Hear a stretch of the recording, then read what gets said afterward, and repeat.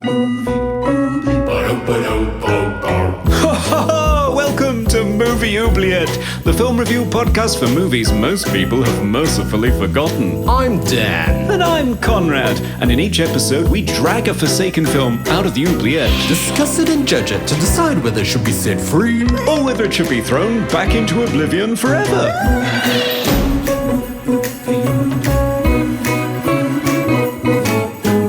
We review the films others tend to forgive.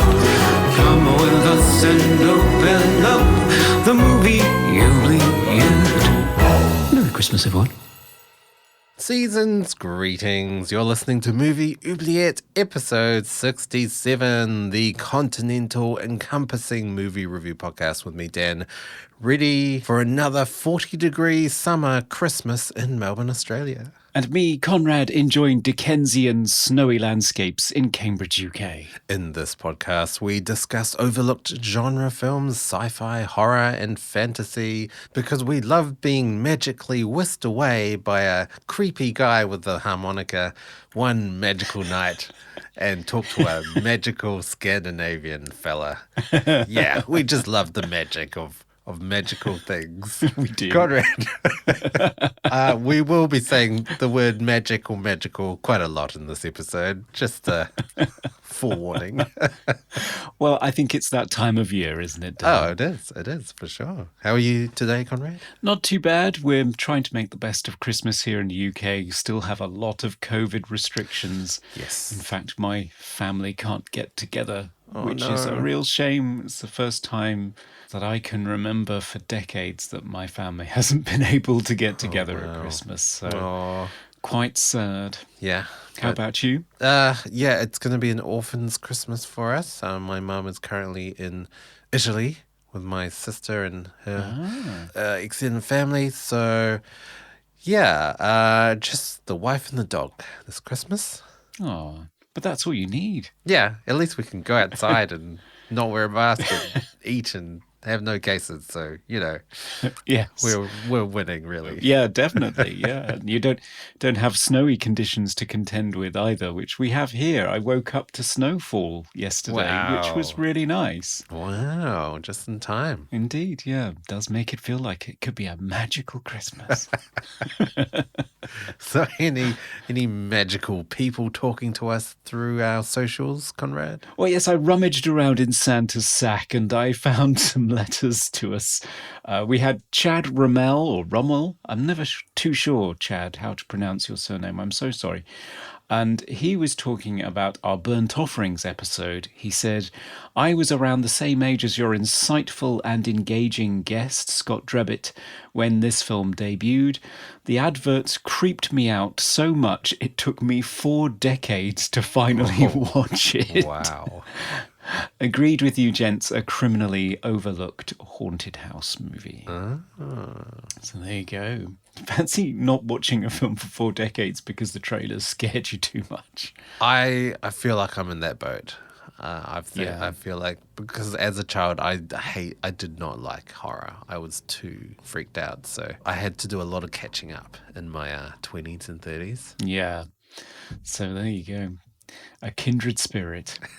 And Nick Hardy, responding to our Dan's culinary combo tweet, Sunrise Omelette, he offered some other potential culinary combos. Children of the Cornflakes. Yes. The Woman in Black Pudding. Oh, okay, yeah. Very traditional Scottish there. And Scrambled Eggs Assist. Oh, no. He said he'd fetch his coat after that one. They sound very appetizing, though. I might try that last one. Well, I can't, obviously, because I'm vegan, but yes, very nice. And in response to who's your favourite AI character, which we were talking about in relation to Arthur from Star Chaser, The Legend of Orin, Eli Hooper said, I know the actor behind the voice of my favourite AI character is cancelled at the moment, but I absolutely love Gertie from the movie Moon. Surprisingly emotional connections that happen throughout. Yeah, I Yeah, agree with that. that movie's amazing, though. It is, yeah. Duncan Jones. It's a great piece of work and a fine performance from the actor who we no longer mention. But I think because it's just his voice, you can almost still watch the movie and not be too bothered by it.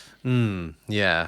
And of course, we also heard from Serge of Cold Of Crash course. Pictures. Hey, Serge. Hello, Serge. Merry Christmas. And he said, Star Chaser is an impressive technological achievement. It basically had to be animated twice in order to get the 3D effect, and displays some pioneering computer-assisted animation with its ship sequences. But the story is very much not for me. Oh, yes. It's one of the most shameless Star Wars rip-offs I've ever seen, with somehow even more racist stereotypes, and especially dehumanizing vision of women, even for the 80s. And an overall lack of urgency and narrative thrust that I found kind of boring. So there you go. Yeah. All fair criticisms, I would Yes, say, yes, very much yes. so. I did think while I was watching it, Serge is not going to like this. Yeah.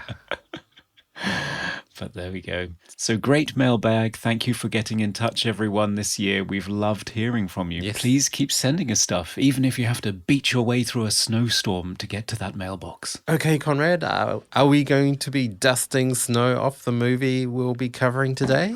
Let me go and find out. Gosh, it's chilly in here. Really slushy underfoot as well. Oh, a bit muddy. There's a guy up in a tree playing a harmonica. It's a bit creepy. He looks like the killer from Jeepers Creepers. Oh, There's a postbox. Oh, a blinding light. wow. And a movie just thrust itself into my hand. Okay, I'm coming back. Invisible. So, Conrad, what do you have for us today? Today I have One Magic Christmas, a 1985 American-Canadian co-production from Walt Disney Pictures, starring Mary Steenburgen, Gary Basaraba, Michelle Meinrich, Elisabeth Harnois, Arthur Hill, Harry Dean Stanton, and a very, very, very young Sarah Polley. And it's directed by Philip Borsos with a screenplay by Thomas Meehan. So, is Mickey Mouse going to have a cameo? I don't think so, no. This is from Disney's dark period, 1985, so celebrating its 35th anniversary this year. Ooh, eggnog all round. Yes, indeed, get your tipple ready. I hope you're in a seasonal spirit, Dan, because in this movie we meet the lovable Grainger family who've fallen on hard times. The dad, Jack, has lost his job and the family has to move out of the company house by January. Hard-working Ginny is trying to support him and their two young children, Abbie and Cal, in a thankless job as a checkout girl in a grocery store where she's constantly bullied by her manager. She's also struggling to come to terms with the recent death of her father, so it's not surprising that Ginny's struggling to summon the festive spirit as Christmas approaches.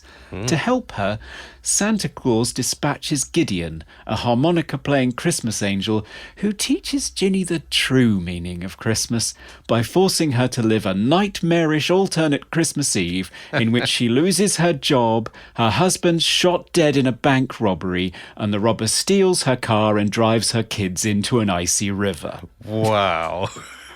Merry Christmas! Will the innocent faith of little 6-year-old Abbie Grainger be able to restore Ginny's spirit and bring the family back together for one magic Christmas?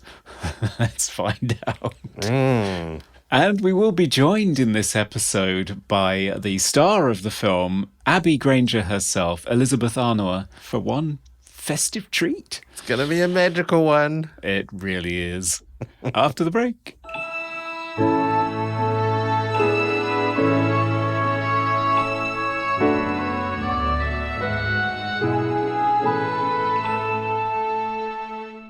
Our special guest today is a wonderful actor who's played everything from Alice in Wonderland to a crime scene investigator and a rebellious Martian in the animated family favourite Mars Needs Moms. But today we're focusing on her very first feature film role when she was just the tender age of 5. Yes, we're very excited to welcome One Magic Christmas's Abbie Grainger herself, the one and only Elisabeth Harnois. Hello, welcome. Thank you. What a lovely introduction.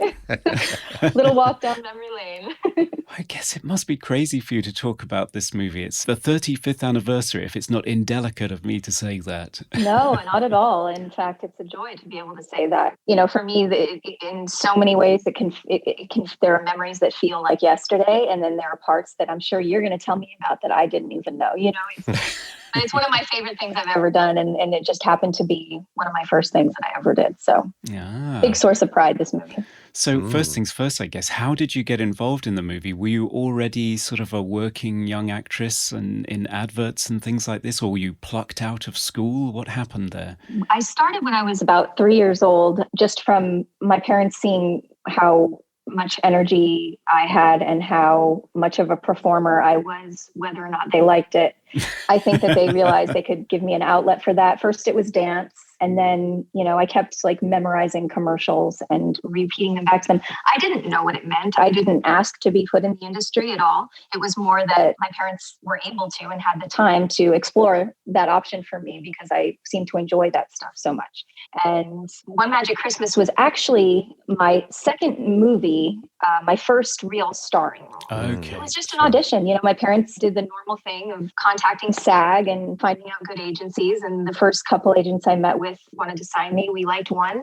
The first thing I auditioned for, I booked. And so my parents thought that was a good sign. Mm-hmm. When One Magic Christmas came along, they were very excited because they loved the material. And I went in and, you know, I got like, I think I went back probably like 3 times to read. It was still to this day one of my favorite things I've ever done. When I look back at the quality of the work that I've done, it is one of the top in the quality. And I was lucky for it to be when I was 5 years old because it was a good introduction to working with great actors and people who were cool with children. You know, it was just a good environment for one of my first jobs, for sure. Yeah. In terms of quality, your acting is perfection. It's so adorable. It's so endearing. Like you have so much sort of restraint in your delivery as well as a kid actor. It's pretty amazing. That's really amazing to hear you say that because as a kid, I was not aware. You know, it was very much just being natural in the moment. There was no training there. It was purely just feeling the moments, you know, feeling what was happening in the moment. Right. Yeah. You're so present in the scenes, making eye contact with your fellow actor. You're actually in the scene. Didn't you have any self-consciousness or catching the camera with your eye line by accident or anything like that? You know what? I'm going to say this. From what I remember of it, I remember never feeling like I was acting, if that makes sense. Right. At that age, I really was just interacting with people. Right. And it felt like probably one of the most honest times in working as an actor because there really aren't any of those things that you overthink. You really are just like, well, if someone said this to me, this is how I would feel. This is how I would react. And it wasn't too thought. It was very instinctual and natural. And to the credit of the director, Philip Borsos, who was so great, knew how to speak to children without speaking down to them. He knew how to speak as a peer. He really knew how to keep it very present and mindful without being too over-aware, if that makes sense. It might seem like an oxymoron, but it's true. He was great. And also the actors I got to work with. You know, I'm still to this day friends with Mary Steenburgen, and working with like Gary Basaraba and Mary Steenburgen, they were great actors. So as a kid, you didn't even have the ability to pick up any bad habits. Right. You know, you were just like, you were really reacting to what felt like a real conversation. Yeah. How was it like working with Harry Dean Stanton? Harry Dean Stanton, oh my goodness. That was an amazing experience, actually. He and I had this great back and forth on set. And as an adult who knows what it's like to not have the sponge of a memory that I used to, I can laugh about it. But at the time, I'm sure he was so good about it. I would mistake sometimes, well, I didn't even mistake it. Sometimes he was forgetting his lines. And I would, it would be his coverage. But every time we rolled, I was just like, for me, that was reality. That was what was happening. I was in the moment and I would be hanging on every word. And then he wouldn't say them. And then I would word them quietly to him. And the best part is, a couple times he was like, "Oh yeah, thank you." He appreciated it, and a couple other times he was like, "I'm acting, Elizabeth. I'm taking my moment." Oh, that's hilarious. Yeah. But no malice. Like it was just like a very sweet sort of thing that we had together. And he would jump with the crew, like, "Here she is. She's going to tell us all our lines today." Yeah, no, it was wonderful. I think Emma Watson was the same on the Harry Potter movies. If you watch her mouth closely in some of the scenes in the first movie, she was mouthing some of her co-stars' lines. She knew everybody else's lines as well as her own. Yeah. Oh, You know what works about that though for Hermione is just that she almost wants you to say a certain thing. You know, she wants you to say this, and so she's going to try and will you to say it with her mouth. My grandmother used to do that. And so I recognize that characteristic in a type A personality. I don't think that that's what I am at all. I think just at that age, I didn't know better, honestly. Yeah. You know, but Hermione was definitely type A. So whether or not Emma Watson did that accidentally or performance knowingly, I think it worked for Hermione. Yes. Yeah. Sure. Maybe it's a Grainger attribute. That's right. I like that. I like that. I'll take the comparison. So the film has often been criticized. I mean, it's one of my family's favorites. We watch it every year. Thank you. I love that. One of the things that I love about it is that it is a little bit more gritty. It's a working class family. It's the people who got left behind in Reagan's 80s America. Absolutely. And what happens to Ginny is, let's be honest, it's pretty harsh. It's very harsh. It's a dark Christmas movie. It is. It's one of a kind in that way. It is. Just like It's a Wonderful Life. That's what I always compare it to, you know? Yeah, exactly. I was wondering whether, as a child, whether you were affected by it, whether you noticed that some of the material was upsetting. Like, for example, did you know that you and your brother were supposed to have died in a river halfway through the movie? Yeah. How did you deal with that then? How do you look back on it now? Well, I only deal in honest answers, so I'll tell you this. I was raised Catholic, and my parents are practicing, and my mom raised me to believe in things like angels and to believe that something like this could actually happen. So when she talked to me about the material, she discussed these ideas with me. And so I did understand the stakes, as much as a 5-year-old could understand the stakes involved and what the story's trying to say, and the dark side of it. She wanted me to be able to understand it. This was a project that, despite how dark it gets and how real of a story it's telling, almost political in a certain way, in terms of, like you said, the families that got left behind in that era. You know, my parents were kind of those people. They were middle class. You know, I think they related to the story in certain ways too. The struggle. It's not like I grew up with a silver spoon, so it wasn't hard to connect to those things organically, because my mom did explain them. She wasn't afraid to tell me, "Yeah, this is what the story's trying to say." And for me, because, you know, I did pray to God and believe in angels, it wasn't that hard for me to consider that this could really.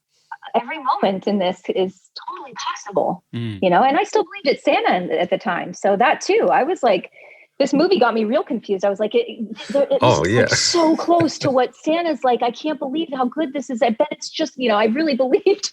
Oh, wow. It's interesting that you said that you still believed in Santa, even though you're on a movie set with like a make-believe Santa. Yeah, no, my parents didn't let me get jaded, or they didn't take me out of like being a kid. They did their best to preserve those things. And I think partially because I believed in Santa, even the stuff that I did where I was meeting him, it felt magic to me. Like the line between the real and I knew it wasn't real. I knew we were making a movie. Of course I knew that. But I was able to tap into those feelings because I actually believed that those feelings came from an honest place and they were possible. Wow. Yeah, we were wondering if wandering around Santa's workshop was just as overwhelming and magical as it looks in the film, because that set is amazing. Honestly, to this day, I don't know that I have been on a set that felt as immersive and real as that did. I think, if I'm not mistaken, I feel like Philip was really careful about not letting me see too many things in advance, so that when I did see them, even though I knew it was pretend and it was a set and that we were creating a story, I was just in awe of it regardless.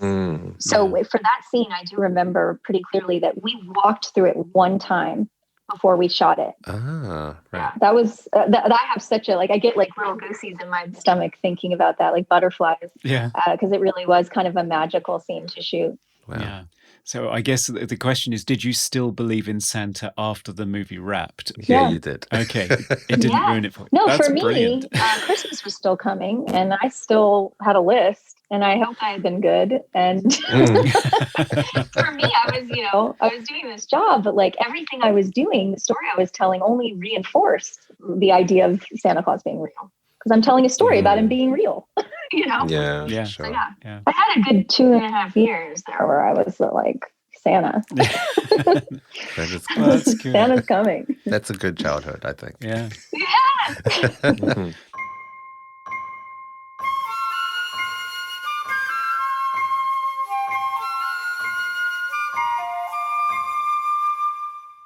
Welcome back. Yes, so lovely to speak to Elisabeth Harnois, the star of today's movie. We'll have more of our interview with Elisabeth later in the podcast, but right now, let's get into our discussion, Dan. You hadn't seen this movie before, am I right? No, I had not. I'd never heard of it. I am not the biggest fan of Christmas movies. Really? Yeah. Oh. Yeah, I mean, I do enjoy the good ones, Home Alone and Scrooged with Bill Murray. What else? Love Actually, I think. Yeah, I suppose that's... I enjoy it for its, rom-commy cheesiness. But yeah, I'm not huge on the family Christmas movies. I wasn't expecting good things. Right, okay, that's fair enough. Generally with family Christmas movies, it's always about the theme of hope. Right, Hoping yeah. for a better tomorrow and believing in Santa and believing in Christmas. Was that Santa Claus at the start? The all-encompassing voice coming down from the heavens? I thought it was God. It felt like God to me. No, I think it's Santa Claus because he has that slightly Scandinavian sort of accent going on. So who knows? Yeah. I felt that there was a lot of sort of religious undertones with this movie, with the voice at the start. I thought it was God. And the fact that Gideon is an angel sent down to spread the word of Santa Claus, I guess. Yeah. Apparently. So, yeah, and sort of the themes of belief and the fact that Ginny doesn't believe in Christmas. She's lost her faith in Christmas and she's lost her hopefulness for better things and the family to get through it. She's all downtrodden and a pool of despair, really. Yeah. And those sort of religious undertones kind of irk me a little bit because I'm not very religious. Right, and okay. So, yeah, you've seen this movie many, many times, right, Conrad? Yeah. So did you have those sort of religious undertones? I didn't necessarily detect that. I find sort of Christmas magic to be very secular and non-denominational. Of course. And that's why I think it's Santa talking at the beginning, dispatching Christmas angels. So it's just sort of this festive spirit thing that's going on. I mean, this fits into a long tradition of this kind of movie. A lot of people compare this movie to It's a Wonderful Life, the Frank Capra movie from 1946. I got that vibe immediately. Yeah. I mean, I only watched It's a Wonderful Life maybe 2 years ago for the first time. Wow. So it's still quite fresh. And so, yeah, it has a very similar format. Like the structure is almost the same. Pretty much, yeah. It's just the classic Scrooge tale. It's the person is taught the true meaning of Christmas. And quite often, the Scrooge tale is teaching people that material things aren't important and it's our humanity that's important and sharing the time that we have together. Yes. Having sort of this supernatural figure show people an alternative world in which they didn't exist or things go terribly, terribly wrong and making them stop and appreciate what's really important. I like that sort of alternate reality fantasy setup. I think it's good fun. Sure. I mean, we do have to talk about the downfall of this family. I was kind of in two minds with it. There were some parts of it that just didn't seem that bad. It's like, why are you so sad about this? And then other parts that were like, wow, this is the worst. Yeah. This is a death. That's pretty bad. Kids almost drowning. But like, even though those terrible things were terrible, they were kind of undermined or negated when the kids were saved by Gideon. Obviously, it's a Disney film. You're not going to kill kids. No. It's never going to happen.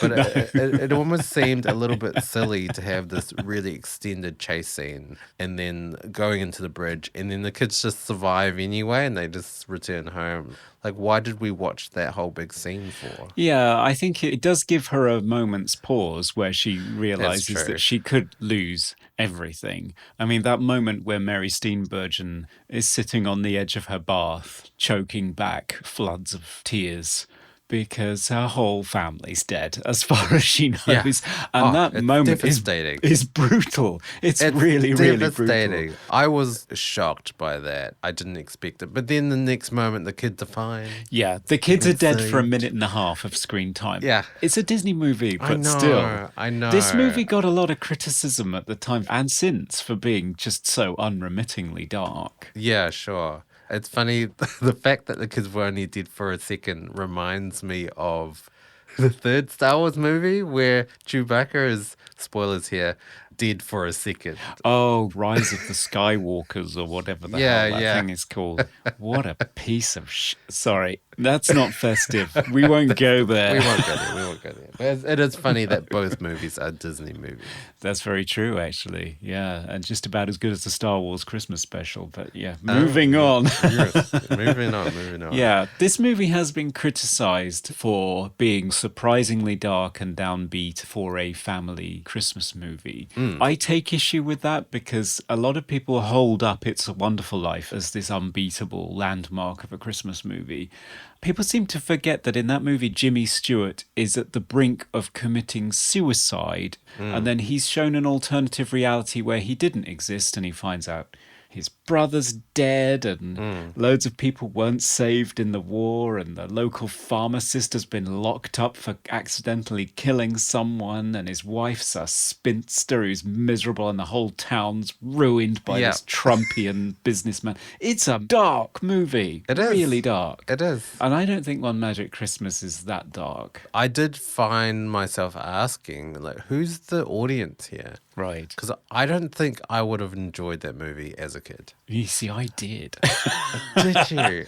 Oh, that's so surprising. Because the first half of it is so depressing, but nothing really happens. Yeah. Things that were bad, but not really that bad. So the shower scene where she floods the shower, Yeah. I thought it was going to be way worse than that, but it wasn't. It's just like a little bit of water, and then Yeah. little Cal just breaks a window. It's like, okay. I don't know. Apart from the bank scene and them having to, leave their home, there wasn't anything hugely bad that goes on. I Do you don't know. not think so? You see, I thought that this was a rare glimpse into working class America during the Reagan era. Sure. Because usually these Christmas movies, they're an orgy of upper middle class conspicuous consumption. If you think of films like Miracle on 34th Street from 94 and Home Alone from Yeah. 1990. I never understood how the houses in America were so huge. From watching Home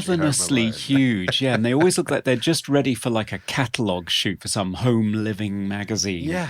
Who are these people? I don't recognize these people. True. Whereas the Graingers are this average working class family in this tiny house with one yes. bathroom. The Yes. place looks like a place that I recognize. It was messy, dirty. She was struggling to keep on top of things. She's working this shitty job. Her husband's lost his job. They've got to move out of the house. They don't know what's going to happen. They've got $5,000 in the bank that's keeping them away from the poor home. Although I don't understand why the great-grandfather doesn't help, because he seems to be in a cavernous mansion of a house somewhere. I don't know what's going on there. Yeah. And you have that awful scene where all the characters are introduced. You have Ginny at the checkout. You have Molly Monaghan's mother failing to be able to afford all of the food that she's picked out and having to put something back. And then you're introduced to the would-be robber, Harry, yeah. Harry, who doesn't have enough money either and ends up taking pennies from his child. So I just thought it was really unusual to see that in a Christmas movie, to see these working class people that are really struggling to make ends meet and might not make it. I think you're right, actually, about the portrayal of a realistic family.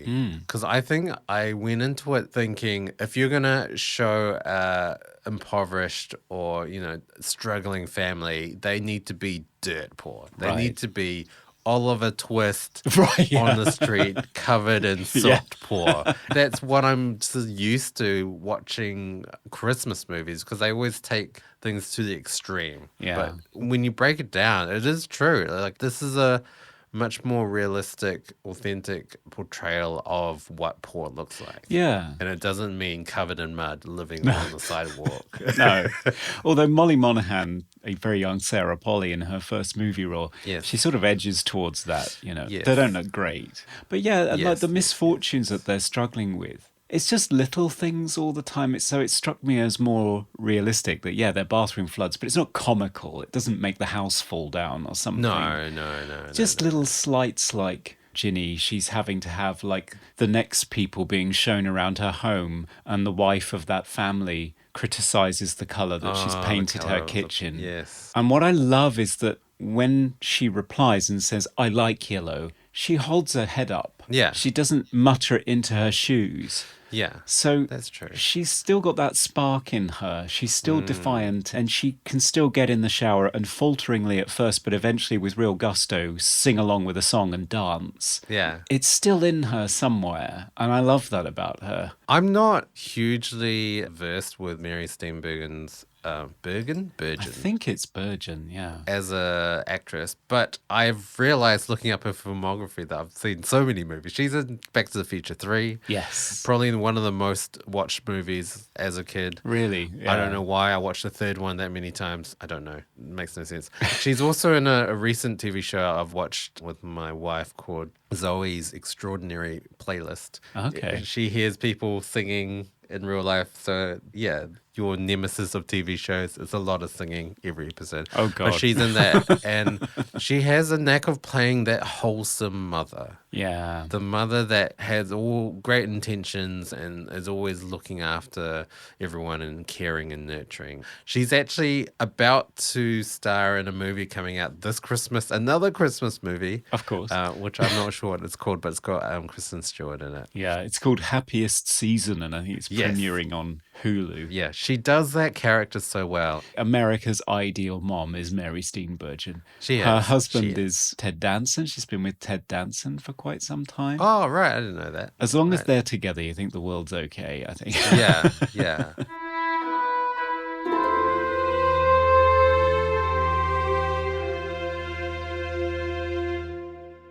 Going back to One Magic Christmas and the other actors in it, Elisabeth Harnois was just perfect. She's just adorable, isn't she? And she is only 5 years old in this movie.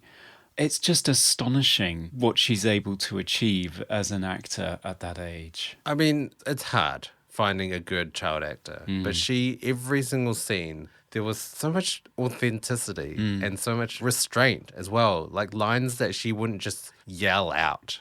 She would whisper some lines. It was quite refreshing to see that sort of acting from someone so young. Yeah. And it's little nuances as well that she manages to throw in there. Like when she's visiting Santa's house and she's had to go up to the door by herself and knock on the door. When Mrs. Claus opens the door, she's there and she's got her hands sort of folded in front of herself. Yeah. And she's just sort of twisting around at the waist and saying, "Is Santa here?" She looks really embarrassed. Yeah. And really experiencing sort of the wonder and the magic of the whole thing. Yeah. The wonder it completely exudes, especially in that scene where he magically makes the snow globe come back together and he's like fixed. Yeah. And she looks like she's just seen the most amazing, extraordinary thing that she's ever seen. And she just kind of whimpers like, fixed. Yeah. And it's just like, how do you act like this? Did the director direct her to do that, or did she do that on her own? It's so amazing. She is incredible in it. I mean, the whole family, it has to be said, they are so believable. They are. I really like spending time with them. I had a problem with Harry Dean Stanton's character. Okay. So, He's an interesting angel, isn't he? well, yeah, he. I think this is something as a non-American I can't relate. He's been conveyed as a cowboy. Grown up watching Westerns, Americans would probably relate to that. To me, he does look like a bit of a stalker, like a little bit of a creep. Like the guy that you shouldn't be talking to on the street, the guy in the trench coat and the hat. Like, Yeah. I don't know. It just didn't sit right with me. And the fact that he would appear magically in Abbie's bedroom Yeah. in the middle of the night. And watch her in the dark for a moment before he turns the lights on. Yeah. Yeah. It's the sort of thing where I think somebody has done this in YouTube where they've recut the film to do one of those horror trailers for the movie. Yeah, right. And yeah, they do focus a lot on him silently watching them from afar and perching up in a tree playing his harmonica. I don't get that from Harry Dean Stanton because I've always thought that he was such a warm, lovely actor. I Right. mean, I mainly know him from Alien. Okay. The thing I find a little bit odd about him is, as a representation of a Christmas angel, he's very different from, say, Clarence in It's a Wonderful Life, who is kind of a goofy old man. Sure. Or there's another one that I really like. Cary Grant plays a character called Dudley in The Bishop's Wife, which came out the year after It's a Wonderful Life, 1947. And he Okay. plays a very suave, debonair angel. Whereas Harry Dean Stanton's I mean, he's got a sort of hangdog expression anyway, but he seems fairly downbeat and dour. Yeah, he doesn't seem very hopeful. No. Doesn't seem like the guy that should be spreading the word of Christmas. If he knocked on your door and said, "Hi, I would like to talk about Christmas," I would be like, "No, thank you. Goodbye." Yeah, I can't say I blame you. I mean, then there's that whole hint of a backstory there too, because he's sitting in the tree by himself at the beginning of the movie, and the all-seeing voice of Santa says, "I've got an assignment for you this Christmas." And he says, "I thought you'd forgotten about me." And then it seems like he can't go to Santa's house. Like he's persona non grata there. I don't know why, but he won't go, and he ends up just in the shed with the reindeer. There's this kind of hinting at him being this disgraced angel or just not the popular one or something. Yeah. I don't know. It's really weird. He just seems kind of a sad figure to be dispensing festive cheer. Yeah, I mean, I would pick the word depressing. I was thinking, actually, if this movie had come out in the 90s, I think they would have picked someone much more quirky. Yeah. Like Robin Williams or Jim Carrey or Yeah. like Steve Carell or Will Ferrell. Someone like a bit ridiculous Yeah, that yeah. would be appealing to kids, I guess, because I don't think Harry Dean Stanton's character was appealing to kids. No, he does look like the villain in Jeepers Creepers. And if he were standing there by a postbox in the middle of a starkly lit, moonlit night saying, "You don't seem to have a lot of Christmas spirit," yeah, I guess you might run Yeah, screaming yeah, into traffic. yeah. But I think that's fair comment. I always liked Harry Dean Stanton, so I wasn't particularly bothered by it as a kid. Yeah, I didn't grow up with them, so I'm looking at it from a different perspective, I guess. Yeah. I only saw Pretty in Pink very recently, and he's in that. Oh yeah, he's the dad, isn't he? He's Molly And Ringwald's he's dad. a little bit depressing in that too. So this movie is called One Magic Christmas. There's not a lot of magic. The entire second act doesn't really happen. I think that's pretty magical. It is, but I guess visually there's not a lot of magic. There's a No. couple of glowing orbs Yep. and a couple of bright lights. Yep. But the special effects are non-existent, really. Yeah, there aren't that many. I think the movie was struggling in terms of funds, so they had to be fairly meager. I guess what I like about it is they didn't attempt something that they couldn't do, pull off sure. within their means. Yeah. So it's fairly, again, understated and a little bit more believable in the universe that it creates, which is a little bit grittier than you're used to in a Christmas movie. Yes, that's true. Like, if you can't show it, don't show it. But there were certain scenes that they just did nothing. Yeah. When Abbie was transported back to her home from the North Pole, Yeah. it was just a straight cut. There was no effects. Yeah. Nothing. Magical. She just ended up on her street and she's waltzed in the front door. Yeah. I don't know. There was no magic. No. Why? It's called One Magic Christmas. Yeah. Slightly lacking in magic for you then. I mean, even showing Santa Claus, it seemed like a little bit Is that it? Like, he didn't seem all that incredible. No, just absent-minded old man who's forgotten his lunch. Yeah, a bit senile. Yeah. Wears a nice knit sweater. Yeah, he's a little underwhelming, I guess. I don't know. I think that's the message of the movie, maybe, that you can't rely too much on this kind of magical stuff. I don't know. Maybe that's what they were trying to get across. Maybe. But I wanted Santa Claus to jump off the screen. I wanted him to be, oh my God, it's Santa. That's amazing. That's the guy that all the kids write to and want to talk to and get presents from. And he was just this kind of Scandinavian old dude with bushy eyebrows. I don't know. It's a bit of a letdown. Yeah, I remember as a kid being slightly disappointed by that. But again, I think it's just trying to temper your expectations. It's a little bit more grounded than these fantasies normally are, and a little bit less primary coloured and that's cheesy. True. I guess so. If they were going in that direction, an authentic poor family, why not portray Santa as a bit of a not that great guy? Yeah, just sort of overworked old forgetful guy just doing his job. Yeah. With his workshop of elderly people. Yeah. Not elves, just people. It's different. Bit of a downer.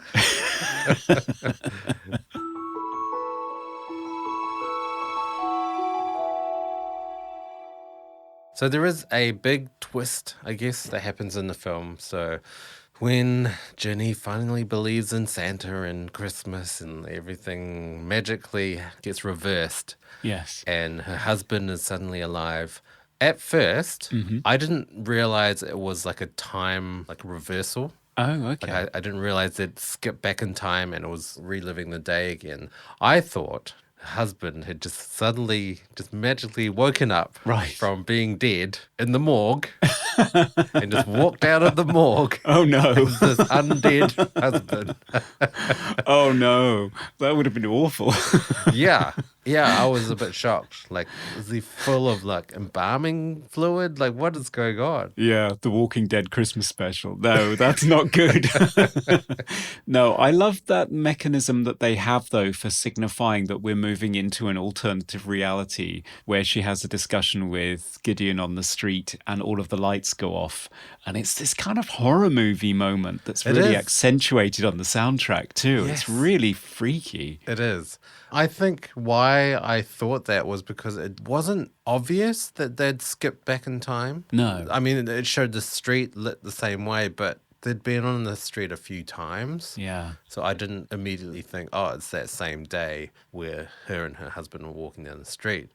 I felt like they could have done something more sort of recognizable. Yeah, maybe. Something like Groundhog Day, where everything is exactly the same. The same people walk down the street and do exactly the same thing. Yeah. Same thing that happens in Happy Death Day. Like, it's obvious that the day is repeating again. Yeah. Whereas with this, I don't know whether it was obvious enough. No, and you're it wasn't right. until the next day when, you saw Harry again. Yeah, you're right, actually. Maybe if somebody had passed her on the street or something so that she knew. Yeah. I mean, I don't know. I intuited as a kid that something major had happened when all the lights went out. And I intuited that something had gone back again to normal when all the lights came back on again. Oh, really?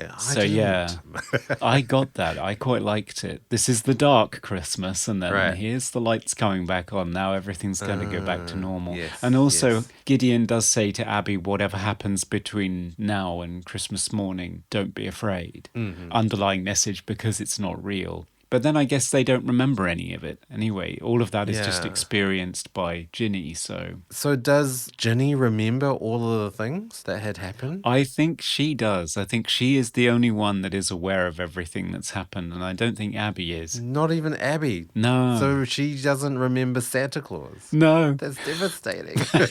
Yeah, that's really cruel. Well, actually, no, doesn't she tell her brother that Santa Claus does exist, so maybe she does remember it all. God, she must be scarred for life. Oh, wow, yeah. So basically, it's the two women in the house that know what's really happened, and the boys don't know. Yeah. That's really weird. I never thought about that. One thing I do love about the movie, it's obvious by now that I love a lot of things about this movie, but one thing I do love as a Christmas movie is it gets the orgy of happiness at the end of the movie right. It's still sort of muted and downplayed, but a lot of the time in these different adaptations of A Christmas Carol, they always skimp on the part that I really enjoy, which is where Scrooge is transformed and skipping around and doing nice things for people, and all of his family and friends are sort of bemused by how transformed he is. In some versions of it, that's like 2 scenes with Bob Cratchit and Tiny Tim and then it's over. I like the ones that sort of take a bit more time on that. And so to actually see Ginny reason with her boss and get a day off with her family, change the course of Harry's life by giving him some money when he really needed it, watching the Christmas lights go on, which was so important to her husband, making the checkout for his bicycle shop to show that she believed in him, and then having an encounter with Santa Claus. You get 10 minutes of seeing her transformed and enjoying Christmas and spending time with her family. I really like that. I think after you've had such a dour, sort of miserable time of it for the whole movie, to get 10 solid minutes of Christmas cheer, albeit fairly subdued, I really love that. It always sends me out on a high at the end of that movie. Yeah, I think I agree, but the sort of Grinch in me kind of disagrees because they're still in the same predicament. I don't know. Like, it's one of those things where it's like, suddenly all our problems have disappeared, except they haven't. They're still there. They're still going to be homeless. He still hasn't got a job. Invest $5,000 in a bicycle shop. I don't know. Like, this is, my inner Grinch saying, that's all bull crap. Oh, well... But Molly Monaghan gets her bike. I know. It's a Christmas movie. How could you not have a happy ending? You have to disregard all the problems. Well, yeah, and it's not necessarily about some magical cure-all that's going to transform. Like, they're not suddenly rich or suddenly given a new house for some reason or something. It's the community come together despite the lack of funds to put up the tree and spend time together. Jack builds a bicycle for Molly Monaghan, which her mother could never afford. They do the best that they can with what they have and they enjoy it. And I think that's a wonderful message for a Christmas movie. It is. Rather than waiting for some miracle to completely transform your life in some sort of hideously materialistic way. Yeah. I think I am just used to the ridiculous Hollywood Christmas movies where like some mysterious rich guy comes along and goes, "Hi, I've heard you've got problems. Here's $1 million." And they buy a house and then they live happily ever after. So, yeah, I think you're right. It's about kind of toning down the ridiculous Christmas cheer and making it more sort of believable. Yeah. I mean, I did like the fact that it wasn't about just being hopeful and accepting everything. It was also about giving as well. The fact that they gave a bike to Molly and they helped set up the lights on the Christmas tree with the generator. Like, it's a good moral, I guess. Christmas is not just about being happy with each other. It's also about like giving when you can. Yeah, that's very true. Being generous. Yeah. I think that's a good message for Christmas. It is. Okay, Conrad. You got me there. Up next is the second part of our interview with Elisabeth Harnois. Now it's time for Random Trivia. So, Elisabeth, you're our special guest today. Do you have one magic piece of trivia that you've brought us for Christmas? Here's a fun fact. And the only thing that was stressful about doing this movie was the snow globe of the North Pole. Okay. A key prop. Key prop. Very small hands. To this day, I have freakishly small hands.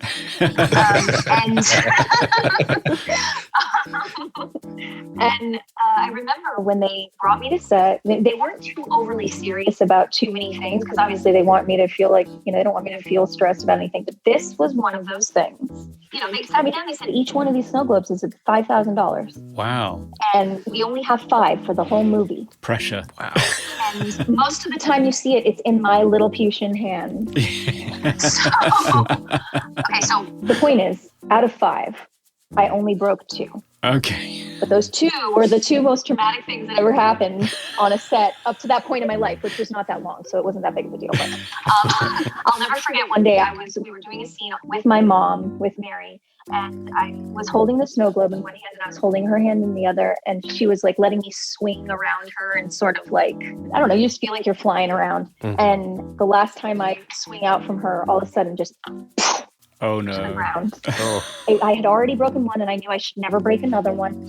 I didn't even like react. I just ran.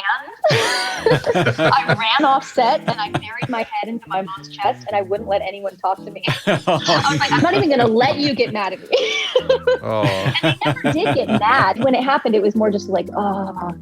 So yeah, the snow globe was the only Achilles heel for me in that whole project. Right. The only fear that I had doing this movie was that snow globe. And yeah, I only broke 2. Only 2. Only 2 out of 5. And that's our trivia.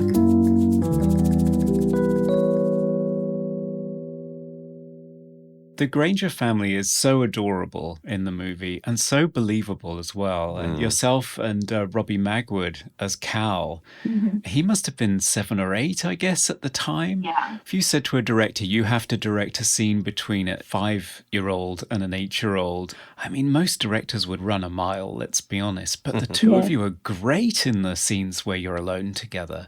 Did you have lots of rehearsal time so you could get used to each other and develop a family dynamic? Well, we did school together. Okay. And obviously, the way they schedule things when they're working with kids, they try and keep them on the same schedule, even if they're not in the same scenes, as much as possible, just because of the 9.5-hour rule and all that. So we were often on set at the same time. What I remember is that he was a very, very sweet kid, but he was an older boy. And so like we had there was going to naturally be a certain amount of like, yeah, whatever. And like, you know what I mean? Like we had a very sort of organic brotherly, sisterly dynamic. Like pretty early on. Yeah. You know, I irritated him like I should, and he irritated me like he should. I do love the way that the two of you are constantly like really excited about the other one being told off. Yeah. And that rings so true to me in terms of young siblings. Absolutely. Yeah. I'm the oldest of 5 and I have 4 younger brothers. Yeah. And being the oldest, I more witnessed that with them, you know, just watching the way that they just loved when each other got into shit. They got off on each other getting into shit. Yeah. Talking about connections with the other cast, there is some really touching moments between you and the actor Gary Basaraba that plays the father. Especially that scene where he tucks you into bed and he holds you upside down. Like, whose idea was that? Yeah, that's so lovely. First of all, like, I love you're bringing up all of the scenes that for me have, like, when I think about them, I get a little emotional because they really are beautiful memories for me. Oh, wow. That scene, it was both Gary and Philip. They both kind of figured it out, but I think it was more Gary who was like, what if I did this? And he just like, before I knew it, I was upside down. And he was like, grab the blanket. And I was like, okay, grab the blanket. I was like, okay. It kind of, that was them and me just being like, yeah, this is awesome. Do it again. Oh, wow. You were so good at catching the blanket, though, every time. It's like duvet first, then it's the blanket. It's like, it's perfect. Or is it loads of failed takes, maybe? Is there a lot on the cutting room floor of you missing? No, you know what? I don't remember how many takes we did of that. But what I do remember is that they had a nickname for me. It was One Take Abbie. Oh, really? Because they knew that they could get what they needed within just a few takes with me. And I don't know what that was. Maybe it was just that I was prepared enough or I was just in the moment enough or what it was. I can't, like, again, at that age, you can't really take credit for being a master of anything. You're just lucky that it went that way, like, I don't know, It's just such a lovely moment. You completely buy the father-daughter bond and that, and just little cute things that you do, like after he said something about, angels are invisible, after he's left the room and you're just alone in the dark. Invisible. Yeah, just that one final line just to yourself. It's amazing. Aw, you're making me emotional. Looking back at that movie as someone who studied film and just been a film fanatic, since I was very young, I have a real appreciation for Philip, for the director that he was, just stylistically. Sure. What he did with that scene, the way he shot it, the way he had me, as much as he didn't have to go over coax or mold me, he's the one who found that magic, in my opinion. I'm not going to take credit for it. But things like that scene, I'll never forget how I felt when I watched him cut back to the black and you just hear me go, Yeah. like, I just think it's a very like sweet moment. It is. Yeah. And it is a very well directed movie. I mean, particularly, I noticed this time around when I was watching it, I've always found the middle section where Ginny goes through her nightmarish alternate Christmas Eve, how Philip chose to just keep the camera on her. So even when other people speak to her in the bank, for example, you don't cut to the reverse angle and see who's speaking. You're with her. Yeah. You're with her. And she's amazing throughout that whole sequence. Yeah. It's heartbreaking. It is heartbreaking and it's so well done. I remember as a child shooting it and how we made that all work and watching it later and going, oh my God, did that happen? You know what I mean? And it is the way he chose to be totally in her subjectivity, not her POV, but, you know, keeping you up in her subjectivity and her experience. Sure. You know, the audience is 100% on her ride in that moment. And if she weren't as amazing as she is, it wouldn't have worked. I mean, I remember as a little girl getting emotional. I cried watching that scene. Right. Because I felt bad for her. Even though I'm a kid who knows that this is a movie, I went on that journey with the audience. Yeah. It says a lot about the director and Mary. It has a bit of an ode to equality to me. It's very much about the experience of the protagonist. It's not too overly stylized. It's just very in the mind of whose story you're watching. Yeah, it's not flashy, but it is very pointed when you watch it, which shots he's chosen to go for. Exactly. Those final silent shots in her house where the kitchen's empty and all the hustle and bustle of the family is gone. Yeah. And that scene where she's trying to explain to Abbie and Cal that Dad isn't coming home, that line, but Dad never died before, which you come out with. It gets me every time. Talking about it's getting me. It's amazing. I mean, was that particularly tough to film? Was it just another scene, just another day? Yeah, that one actually was. No, that one was hard because my mom had to sit down and talk to me about imagining what it would be like if I lost my dad. Yeah. Wow. I can't talk about it. No, that's fine. It's an incredible film in terms of the emotion. And I think it's because you love the family so much. Yeah. You get so involved with them. The trials and tribulations they go through, Ben, and also it spends a good amount of time at the end showing you all the good things too.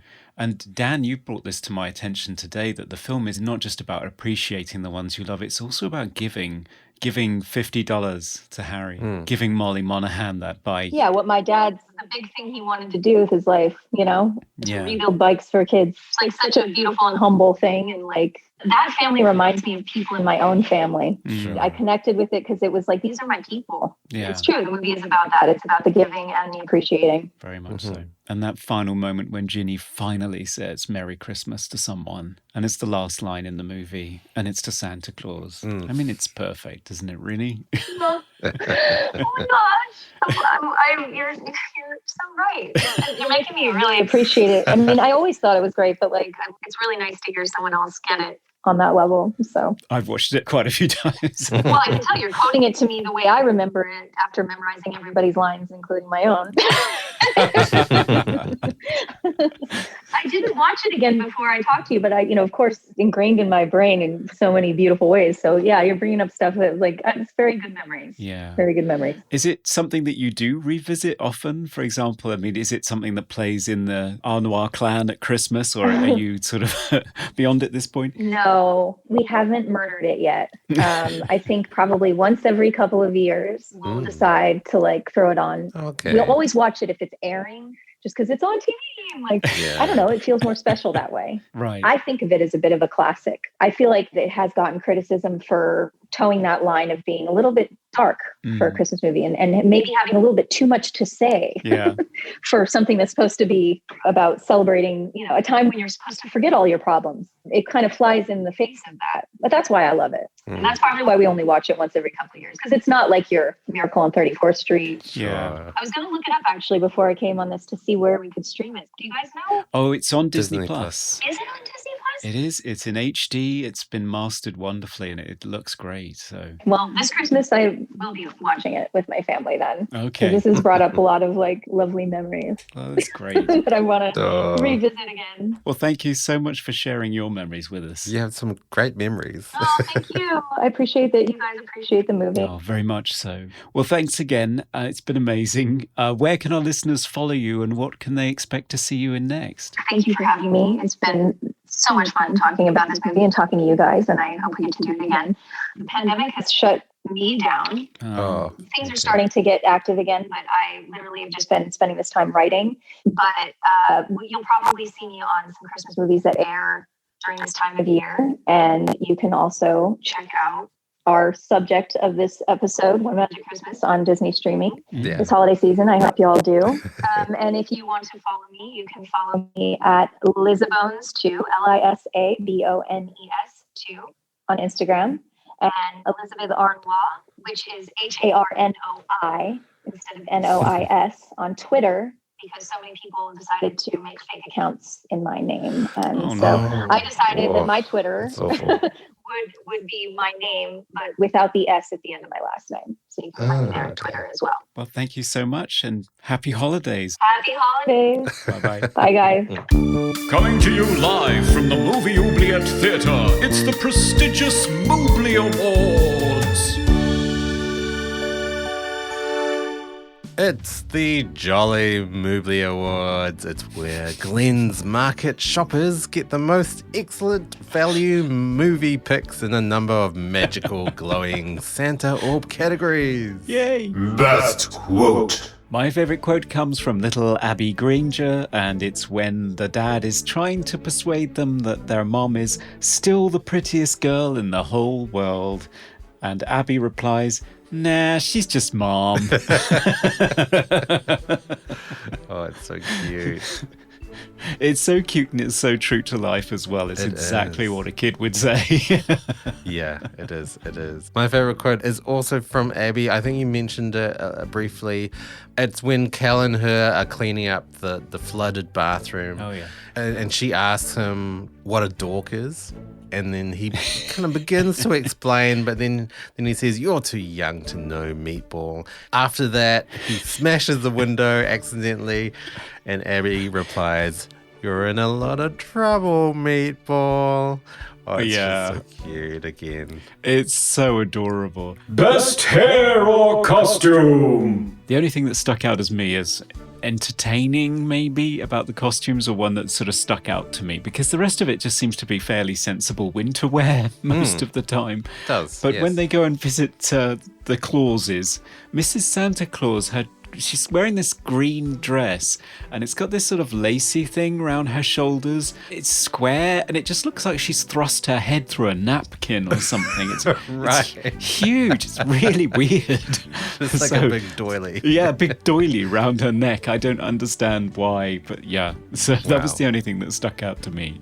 Yeah, And you? there was one thing that did stick out to me, and that was the character of Mr. Crump. So he's, I guess, the landlord of the house. Yeah. His disgusting, awful pencil mustache that only really existed in the 70s and 80s, right? It didn't really last past then. No, thank God. Most 80s moment. One of the things I find is remarkable about this film is how timeless it is, in a way. It is, Because, yeah. I mean, the only song you hear on the soundtrack is The Supremes from 1965, so that's kind of a classic that she's singing in the shower. The clothes are sort of sensible winter wear. The kids aren't teenagers, so you don't get some of these sort of really outrageous fashions or hairstyles or anything. They're just like kid hairstyles that aren't very good, but not particularly bad either. There isn't a lot of product placement either, or use of technology. So I was just looking at it thinking, actually, this is kind of timeless, this movie. But maybe you spotted something that just felt 80s to the hilt. Yeah, I think I would have to agree with you, Conrad. There wasn't anything that was very 80s. The only thing I could point out that was just not modern, probably nothing that you would see post 90s maybe. Yeah. But the announcements over the supermarket loudspeaker of shopping prices, that did not happen when I was a child. Does that happen Right. in supermarkets for you, Conrad? Because that seemed very dated to me. Yeah, it is quite dated. I mean, at the moment, quite surprisingly, we do have announcements over the tannoy, but that's all, please keep your distance, please observe the one-way system down the aisles. You people in the wine aisle, you are too close together. It's kind of like a police state in our supermarkets right now. Oh, yeah, wow. Okay. during the COVID era. But usually it's just, code 9 in aisle 6, which I imagine is like some kids upchucked on the floor or something. Yeah. It's not usually there's a sale on Shreddies this week. I know. I mean, I would not like to do that job of announcing the discounts of the day. No. Favorite scene? I really liked the scene with the granddad, actually, in the attic. I thought it was a very touching and sort of heartwarming scene, and a lot of, I don't know, I just felt so much sort of emotional connection between the grandchildren and the granddad. Yeah. He gave them presents that he already had, so I thought it was had so much heart. Yeah, and it was continuity as well. It was sort of handing down things, a storybook that was read to him as a child, and a snow globe that used to belong to someone else. Yeah, so it's very family orientated. I do like that the kids are really disappointed that they might not get another present at Christmas. Yeah, I know. I thought that's so true. My favourite scene is Ginny's torment, and I know it shouldn't be, but okay, good. I was a sick, twisted kid. I was the kind of kid that used to watch He-Man and wish that Skeletor would win one week, Okay. I was a dark kid. So to see this family that I loved so much be put through what I saw one reviewer describe as a conga line of trauma. Oh, wow. It's just one thing after another going horribly wrong. So, yeah, I love that sequence because I'm a twisted kid who likes watching people suffer at Christmas. Oh, my God. Wow. Most cliche fantasy moment. It's a Christmas movie. The cliche is hope and generosity because it's a Christmas movie. But I don't know whether that counts. How about you, Conrad? Well, I went for like fantasy movie cliche, so I went for It's All a Dream, which of course it is, yeah. But yeah, it's sort of up there with The Power Was Within You All Along. Yeah, it's one of those, you wake up at the end and it was all a dream. It's a bit of a cop-out, but I really love time loop movies. I love Groundhog Day. I love alternate reality episodes of TV shows where everything's upside down. I'm a sucker for that kind of thing. So Best special effect. My nomination is the snow globe, the reverse photography of it. So when it gets fixed. I know, it's just footage reversed, but they did well with it, and it was magical, and they put a great sound effect in there. Yeah. I thought it was an effective scene. Yeah, I liked it too, especially there's a flash of light as it comes up as well. It's sort of classic Disney 80s rotoscope animation effects going on there, but fairly, again, subdued and not too flashy, so I quite like that. My favourite is probably the only sort of composite shot in the whole movie is the view of the North Pole that you see. I think it's because the really, really long shadows that you're getting from Santa's house in the distance from the moonlight match perfectly the long shadows that are being cast by the characters in the foreground. Oh, right. Just thought, it's not a flashy shot, but it's really well put together. Like you can't see the seams. It looks like they're in the snow globe. It's kind of weird. I kind of like that. I thought that was a good shot. Right. That's true. Favorite sound effect. I've already mentioned mine. It's the snow globe. The reverse snow globe fixing itself. Yeah. Sounds great. It's one of your favourite things to do when you first get a sampler is to reverse things, right? Oh, yeah. I still do it now. I love it. Yeah, I do too. How do I make this song sound more interesting? Just reverse something. Yeah, exactly. Yeah. Conrad, what's your favourite sound effect? When Santa comes down the chimney at the end of the movie, you hear the clatter of his sack brimming with toys hitting the floor. And right at the end, there's just this little squeak noise. And it makes me think that he's got one of those squeaky toys that you usually have for pets. Oh, like in a dog his sack. toy. Yeah, I think it's a dog toy. I don't think it's for kids. So I was quite pleased about that because I thought even the dogs are getting gifts this Christmas. Right. They haven't been forgotten. But I just imagine this fat Norwegian guy landing on this squeaky toy. I quite like it. Most funniest moment. Funniest scene has to be the price announcement that Ginny does. Yes. Over the loudspeaker. It is so good though, because she is completely non-committal. She doesn't want to say the prices. And especially at the end when she signs off, specials by Herbie Conklin, manager, and he sort of interrupts her and corrects it. It's Herbert. And then she corrects herself through the loudspeaker, Herbert. And then there's that beautifully timed feedback shriek sound after it. Oh, it's just perfection. It really is. How about you, Conrad? Oh, my favourite is the one little piece of adult humour that sneaks into the movie, which is in that scene in the car where they're reminiscing about that's right. how Jack and Ginny met and that she grew up in a motel that her father managed. So one of the kids innocently asks, is that where you met, Mom? And the dad says, no, the motel came later. Yeah. And like the kids don't get it at all. It just flies right over their heads. And I just love that. Just rings true that I remember as a kid that my parents would make reference to things and be a bit fruity and I would not know what they were talking about and feel left out. Yeah. Yeah. Yeah, love it. And that's our Mooblies. It is.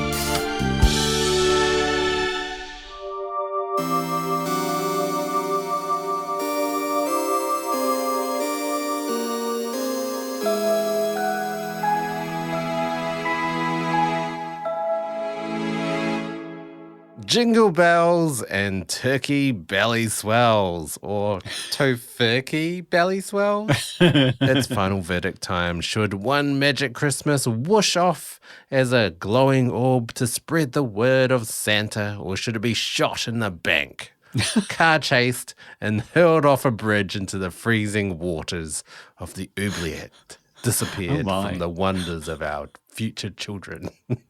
Oh, no. Conrad. Final thoughts of One Magic Christmas. Well, I think it's pretty obvious at this point that this is a family favourite here in Castle Conrad. It's one that I tend to watch every year, and I think it's because it comes from Disney's dark period and it appeals to my dark sensibilities. Like it's edging towards being a horror movie at some point. Yes. But it's also a grittier, more recognizable family life and a more solid message in terms of what's important. It's not one of these films that seems to end in a orgiastic capitalistic thing of having more money and more presents is the most important thing, which is what you see in things like National Lampoon's Christmas or the Polar Express actually strikes me as oddly materialistic too. It's much more about family, and as you said, which I hadn't thought of, it's about giving when you can and how a little bit will make a huge difference to people. And even though it goes through hell, and I don't know why it puts Ginny through hell just because she's so depressed. I think it's a bit mean what they put her through, but it ends with such a wonderful, heartwarming Christmas glow of family time and happiness and saying Merry Christmas to Santa Claus. I think it's really well shot. I think it's amazingly performed by the whole cast, particularly Elisabeth Harnois and Mary Steenburgen. And it's a family that I love spending time with every year. And I love the lesson that they learn. So I think it's a wonderful, odd little Christmas movie that very few people have seen. And I wish more people had seen it. So yeah, I think it should be let go. I'm not sure what you will think, so I'm eager to find out. I don't know. I feel like the experience of watching it is a bit depressing. It's a bit sad and melancholic with a happy ending that isn't that happy at the same time. There isn't a lot of magic in it. Santa Claus was a bit of a let down. Even the North Pole was staffed by old people. I mean, how boring is that? Where are the elves? Yeah. But I kind of do agree. Like, it is an authentic portrayal of real life. I did like the serious tones. I kind of wanted the kids to die. Oh, wow. I don't know Okay. what that says about me, but I felt like it would have been much more impactful if she had lost everything, like her Right. entire family, and then she had that one glimmer of hope with believing in Santa, and suddenly everything turns out fine. And Baxter's whining. Oh, no. It gets a bit hot in my room, so my dog gets a bit restless. So I'll quickly wrap it up. I think it has all the components of a good movie, and it does almost execute them, but not quite. So I'm still in two minds, but I think because it is Christmas, and I think it is a decent movie. I don't know whether everyone would enjoy it. I don't think it's the sort of movie you should sit down with the entire family to watch. But yeah, I still think it's a worthwhile movie to watch, and if you want something a little bit different from your usual affair of Christmas like schlock. I think so too. I'm glad you're letting it go in the spirit of Christmas. Yes. Even though it doesn't tick all the boxes. Yeah. If you'd like a little walk on the dark side, I think. Yeah. it might If you appeal want to you. death and despair, this is Yeah. your type of movie Yeah. around Christmas. Yeah. Merry Christmas. Okay, one magic Christmas. Off you go as a beam of light. Please, in my next life, let me have 2 bathrooms. Oh, I'm so pleased that one got away. It's one of my family's favourite Christmas movies, and I'm so excited that we got to speak to Elisabeth Harnois about it. Yeah. And more than that, we even managed to track down Robbie Magwood, or Rob Magwood as he prefers to be called now, who played Cal Grainger in the movie, and the composer of the score for the movie, Michael Conway Baker. So we have full interviews with those guys as well, and we're going to release all of Elisabeth's interview, because there's more of it than we had in the episode today, and our interview with Rob Magwood and Michael Conway Baker as a Christmas special episode on Christmas Eve. Hooray. Yay. Presents for everyone. Indeed, yes. Merry Christmas. Conrad, I am still completely bewildered that you managed to get in touch with these people, but well done. I know. Yeah. No, it was lovely. I think it speaks to their love of the movie that they're happy to talk about it. So that's great. So that's our last episode for the year, Conrad. It is, yeah. Thanks to everybody for listening to us for another year. We've really appreciated it. Yeah. And for getting in touch as well. Don't forget to carry on doing that and tell us what you think of One Magic Christmas. We're on all the usual socials as Movie Oubliette, Twitter, Instagram, Facebook. Yes, and if you want to send us some Christmas wishes via email, we are movie.oubliette@gmail.com. Yes, but not letters to Santa. You've got to post those, especially if there's a man with a harmonica hovering around. Post yes. those letters to Santa. That's Bad things happen otherwise. And if you want to support the show and give us a little festive present, then do head on over to Patreon, where for as little as $1 you can nominate and vote on films for us to cover in future episodes, and for $5 you get access to extended versions of our Mooblies. And other morsels of goodness. Become a patron today. Yes. So everyone, please stay safe in these troubling times with lockdown and such. Yeah. Here's to hoping that we have a happier new year than we had this year. Yeah. Meanwhile, stay in your homes. Yeah. Don't leave. Yeah, and don't spend time with your family. Yeah. Merry Christmas, everyone. Yeah, happy holidays and have a happy new year. Thanks for being with us. See you next year, 2021. Bye-bye. We review the films others tend to forget. Come with us and open up the movie oubliette. She's still the prettiest girl in the whole world, isn't she, kids? Nah, she's just Mom.